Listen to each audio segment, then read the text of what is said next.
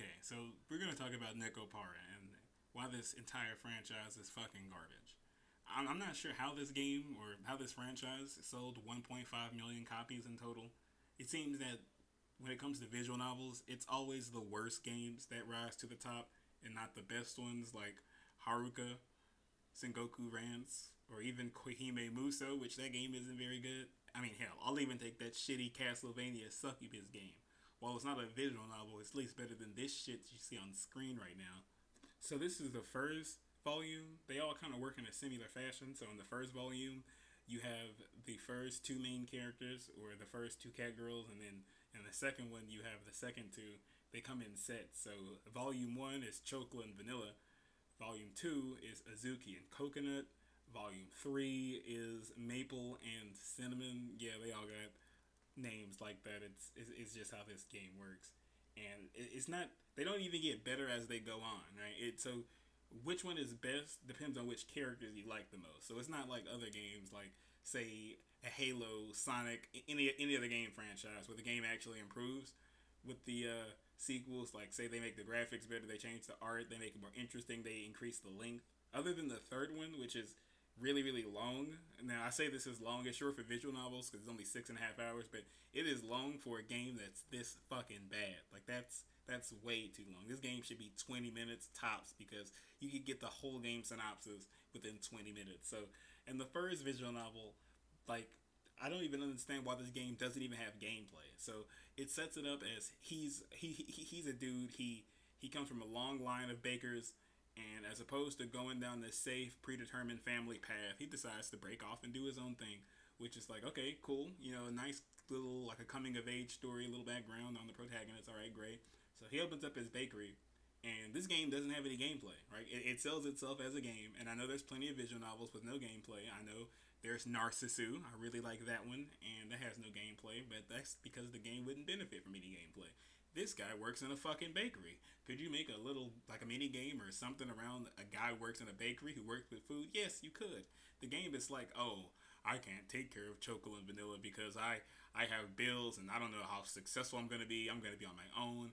It's going to be scary. You know, I don't want them to face any unnecessary hardships because of, you know, my actions. And it's like, okay, that's actually kind of cool. That's actually that's a perspective that you don't really see tackled in visual novels all that often. You know, the actual like the life of building something up like a business while you have, you know, a love life, which is with the cat girls. But it doesn't go into any of that. It would be kind of cool if you had like a mini game you did every day, or maybe it was something different depending on what the customer ordered. But you had to actually do stuff, and you could make it's like the better you do, the more money you made that day, and you could, like, you know, treat them out better. Because, like, you know, he took them to the amusement park. It could be something like, you know, you made this much money, and then they can go to the amusement park.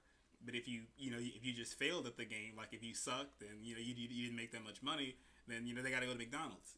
It doesn't have to be like a bad thing. They don't have to portray it as a bad thing, but you can just at least see different facets of what would happen if their lives wasn't always fucking perfect. Because while the visual novel is talking about how hard life is going to be, that never happens. They everything is just ups and ups and ups, and it's just I don't understand what was the point of the first half of the first volume if none of what they said even factors into the game. So this is the formula of all three volumes of Nekopara. So the first two cat sluts you get, you know, I should say they cat sluts, but it's whatever. The first two that you meet in the volume, you know, those are pretty much going to be the main characters of that volume, and it's that's pretty much it. So they start to work at the cafe, or at least they all do at the end of the first volume, and it's just rinse and repeat. You know, it goes through the day in the life of them being at the the bakery, and they just talk about boring shit that you don't give a fuck about. Now I know it's a slice of life visual novel, but just because it's a slice of life doesn't mean that you can just write the same dribble over and over and over again and just reuse the same plot devices, which they do in all three of these games.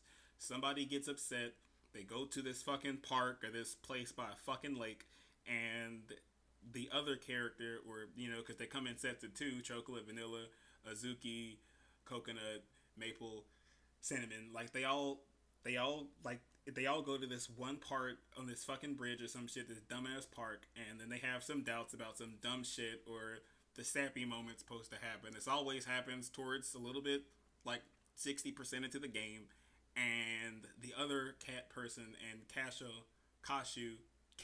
Oh, right, that's a pun. Anyways, makes them feel a lot better, blah, blah, blah, blah, blah, and that happens in every fucking one. It's just boring drivel, retarded shit that doesn't even improve. They don't even remember what they did the last time. So, in the first volume, he tries to teach Vanilla to make cakes so, she can help him in the kitchen or whatever, but that, like, they forget small, basic things just like that all the time. Like, she never actually makes a fucking cake, and he's still the only one in the kitchen, and then it's just random dumb shit of them repeating the same fucking jokes 8 to 10 times every fucking day. And these days, in these visual novels, like, this is just fucking long. Like, pretty much everything happens in the course of, like, I would say, like, probably a week in each visual novel. Like, it's probably a week or so, probably 2 weeks. I mean, the first one, it has to be at least... No, the second one has to be at least 3 weeks because they leave for a while. They get their little bells shit or whatever. But it's just, like, so fucking laborious. It's like, how did they just keep writing the same thing over and over and over again? It's like, holy fuck, we get it. Chocolate is a dumb, ditzy piece of shit. Vanilla is kudere as fuck. Coconut is the fucking meathead. Azuki is the tsundere.